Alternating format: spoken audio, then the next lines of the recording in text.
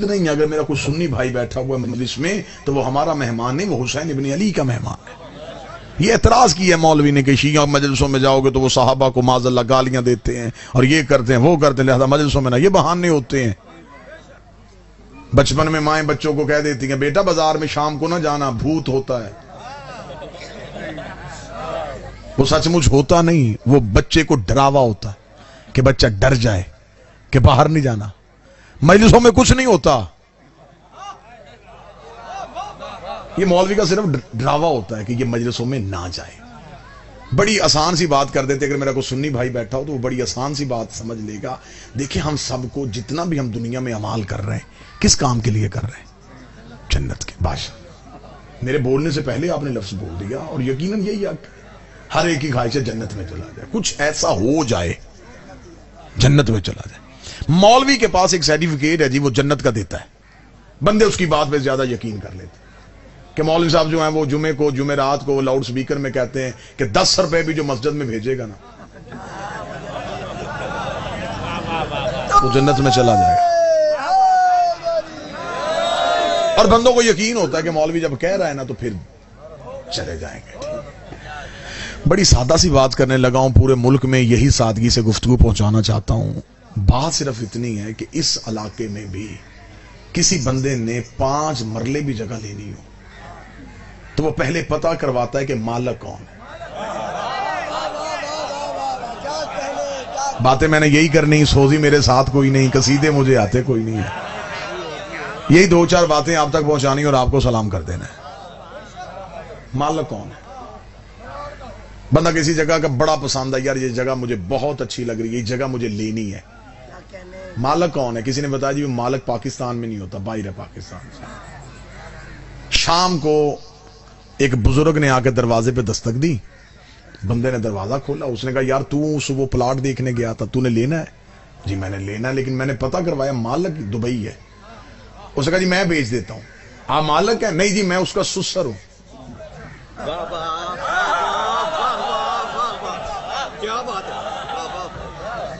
جو چپ بیٹھے ہیں وہ خرید لیں گے، پیسے دے سکتے ہیں اسے. آپ کہیں گے جناب رشتہ داری آپ کی بڑی قریبی ہے، بڑی عزت والی رشتہ داری ہے، لیکن آپ مالک نہیں ہیں. آپ کے نام کاغذ ہیں. وہ کہتے ہیں کاغذ اس کے نام ہے لیکن رشتہ داری کی بنیاد میں بیچ سکتا ہوں. وہ کہتے ہیں نہیں جی، رشتہ داریاں گھروں تک ہوتی ہیں، کاغذوں میں آپ مالک نہیں. اب لوگوں کو پتا چل گیا کہ اس نے خریدنی ہے. اگلے دن 3-4 بندے اور دروازے پہ دستک دی. اس بابے کو چھوڑ ہم بیچتے ہیں. آپ مالک ہیں؟ نہیں ہم اس کے یار ہیں. میں تو آپ کے ذہنوں کے قریب ہو رہا ہوں اور آپ اتنا دور ہو رہے ہیں. آپ مجھے بتائیں کہ آپ اس یاروں سے خرید لیں گے؟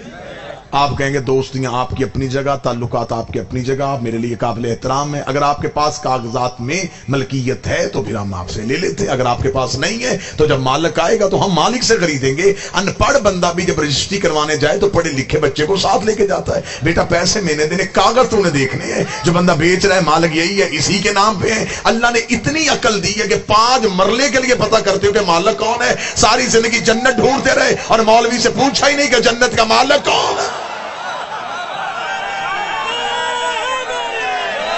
سودا تو کرنا تھا مالک سے، جنت تو لینی تھی مالکوں سے. کس نے تمہیں کسی اور دکان پہ کھڑا کر دیا؟ سودا اس وہاں سے لیتے ہیں جس دکان سے ملتا ہو.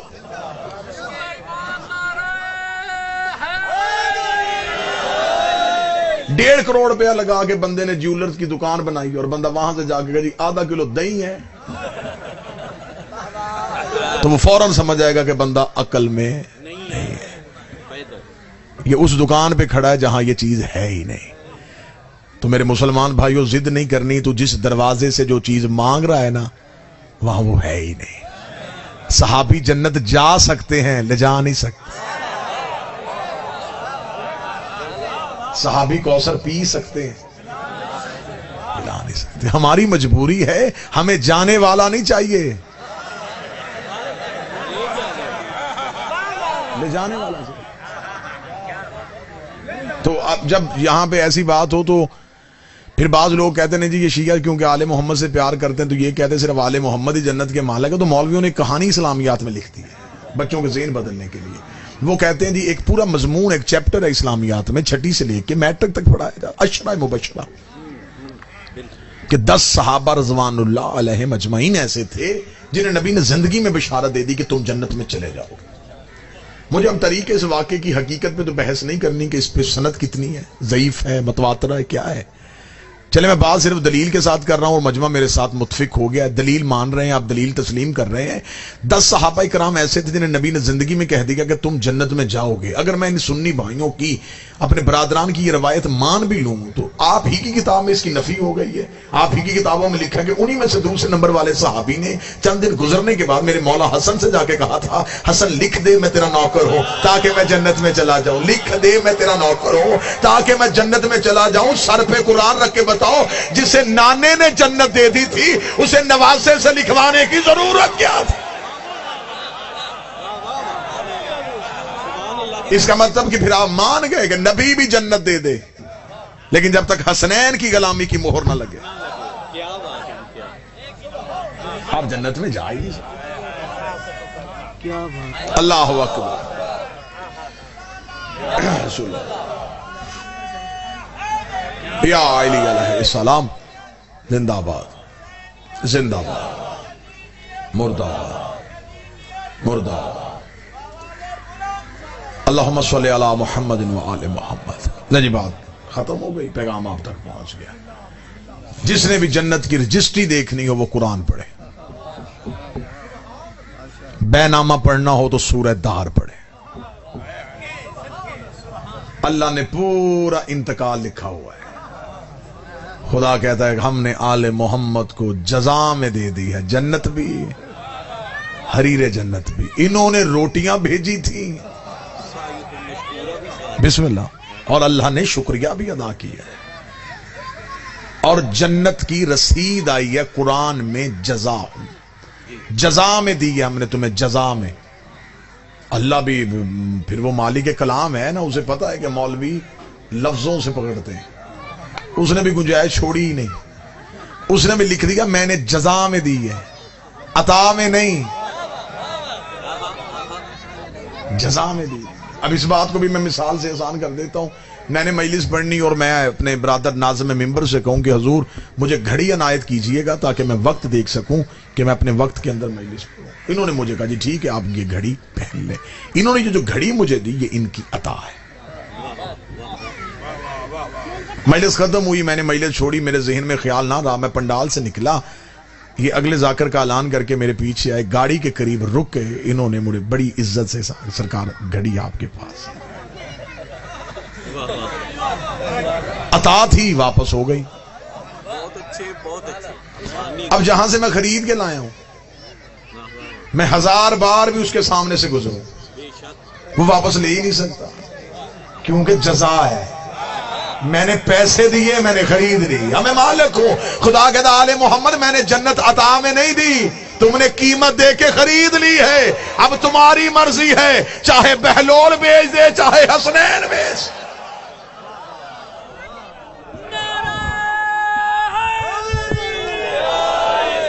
ملکیت آل محمد کے پاس ہے جنت. مر جانا ہے, قبر میں جانا ہے, سانسوں کا یقین کوئی نہیں, لمحوں کا اعتبار کوئی نہیں, سانس کی ڈوری کب کٹ جائے اس کا کوئی علم نہیں.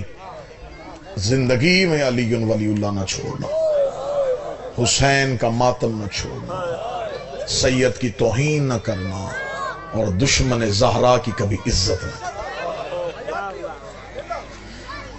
گھر عزتوں والا تھا, لوٹا امت نے برے طریقے سے. بڑا فضیلت والا گھر تھا, اتنا فضیلت والا گھر تھا جن پہ اللہ درود پڑھتا ہو, جس دروازے پہ پیغمبر اجازت مانگتا ہو, فرشتے جہاں درزی بن کے آتے ہو. سر پہ قرآن رکھ کے میرا سنی بھائی بتائے کہ اس دروازے کو یہ حق بنتا تھا کہ امت آگ لگائے. 2 4 6 میرے سنی بھائی آستانہ سمجھ کے, فقیر کی دہلیز سمجھ کے, ذکر شبیر سمجھ کے اگر آئے ہیں تو بے شک سارے شیعہ خاموش نہیں، یہ آج نہیں تو کل مجلس سن لیں گے، کہانی ساری انہیں پتہ ہوتی ہے، ذاکر خطیب مصاحب شروع کرتا ہے، انہیں پتہ چل جاتا ہے اس نے کیا پڑھنا ہے، لفظ میری قوم کے حافظوں میں محفوظ ہیں، یہ صرف رونے کے لیے آتے ہیں۔ اپنے سنی بھائیوں تک پیغام پہنچاؤں، آج مجلس ختم ہو، تمہیں جس نبی کا کلمہ پڑھتے ہو اس نبی کی واسطہ دے کے کہتا ہوں، عشاء کی نماز پڑھنے کے لیے جس مولوی کے پیچھے جاؤ اسے جا کے اتنا پوچھنا آج دربار پہ مجلس تھی، میں وہ مجلس سننے چلا گیا تھا، وہاں ایک حسین کا ذاکر آیا تھا، اس نے ایک سوال میرے ذہن میں ڈال دیا، مجھے اس کا جواب دے، مجھے صرف اتنا بتا محمد کے جنازے پہ کتنے لوگ تھے؟ پتھر کھا کھا کے جو کلمہ پڑھوا کے گیا تھا، جس نے اتنی محنت کی تھی، اس کے جنازے پہ مدینے سے کتنے لوگ آئے؟ جو جواب مولوی دے گا میرے دوبارہ آنے کا انتظار اس بھائی کو نہ ہو، میں اسے اس جواب کا پھر جواب پھر دے دیتا ہوں۔ اگر مولوی کہے کہ نبیوں کا جنازہ نہیں ہوتا، اسے کہنا چل ٹھیک ہے۔ تھوڑے دن کے بعد اس نبی کے گھر سے ایک دوسرا جنازہ اٹھا تھا، وہ نبی کی بیٹی کا جنازہ تھا۔ مولوی سر پہ قرآن رکھ کے بتا محمد کی بیٹی کے جنازے پہ کتنے لوگ تھے؟ اس کے سامنے ہاتھ باندھ کے بیٹھ جانا، اس نے کہا تو جو دین دکھاتا رہا ہم مانتے رہے، آج ہماری سن، ہمیں بتا محمد کی بیٹی کا ہاتھ پہلو میں کیوں تھا؟ رسول کی بیٹی کا دروازہ کیوں جلا تھا؟ جتنے میرے سنی بھائی بیٹھے ہیں، شیعہ قوم حسین کے ذاکروں سے پیار کرتی ہے، ممبر پہ بات کریں مان لیتے ہیں، اگر کوئی ذہن میں سوال ہو بعد میں پوچھ لیتے ہیں کس کتاب میں یہ جملہ لکھا ہے، یہ صرف اپنے یقین میں اضافہ کرتے ہیں۔